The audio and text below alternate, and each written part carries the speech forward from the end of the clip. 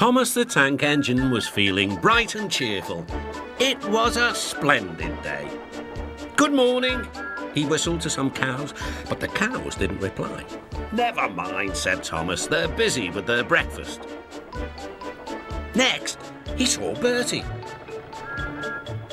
"Hello, Bertie. Care for a race today?" But all Bertie could say was, "Ouch! That's another hole in the road." "I'm sorry, Bertie," smiled Thomas. Thomas was still in good spirits when Bertie arrived at the next station. "Bad luck, Bertie," said Thomas. "Now, if you were a steam engine, you would run on a pair of reliable rails." "Huh," replied Bertie. "The railway was supposed to deliver tar to mend the road 2 weeks ago. You can't trust a thing that runs on rails." "I run on rails. You can trust me, Bertie. I'll see if I can find out what's happened."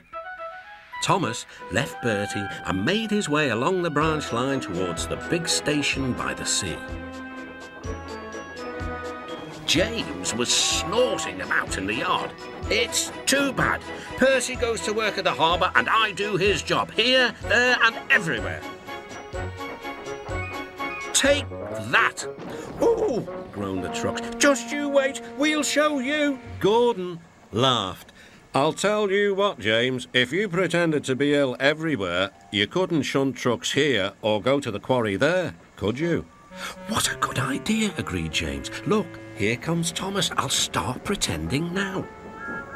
Thomas was sorry to see the engines looking miserable. "Cheer up, it's a beautiful day." "Yes," grumbled Gordon, "but not for James." "What's the matter?" "He's sick," replied Gordon. "Yes, he is. I am," stuttered James. I don't feel well at all." "Don't worry," said Thomas kindly. "I'll help out if you're ill." Gordon and James sniggered quietly to each other. Some of James's trucks were coupled behind Thomas, and he steamed away to the quarry. The trucks were still cross. "We couldn't pay James back for bumping us, so we'll play tricks on Thomas instead. One engine is as good as another." But Thomas didn't hear them. He collected all the stone from the quarry and then set off back to the junction.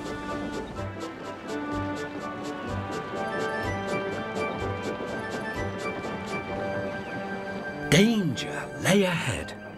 "Now for our plan," giggled the trucks. "Go faster, go faster." "Slow down," called Thomas's driver and applied the brakes.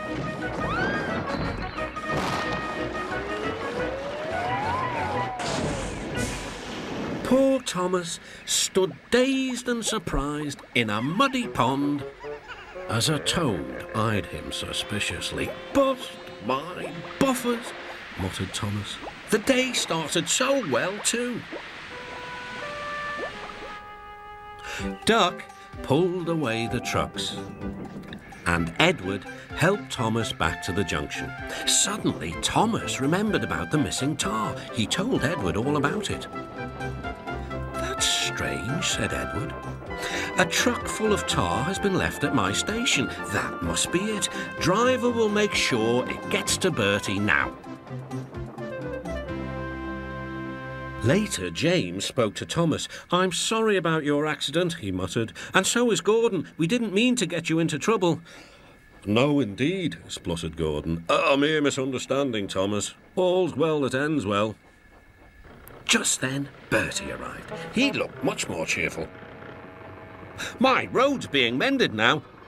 "Oh, I am glad," replied Thomas. "Thanks for all you did. Now I know I can trust an engine, especially if his name is Thomas." Gordon and James puffed silently away to the shed. But Thomas still had company.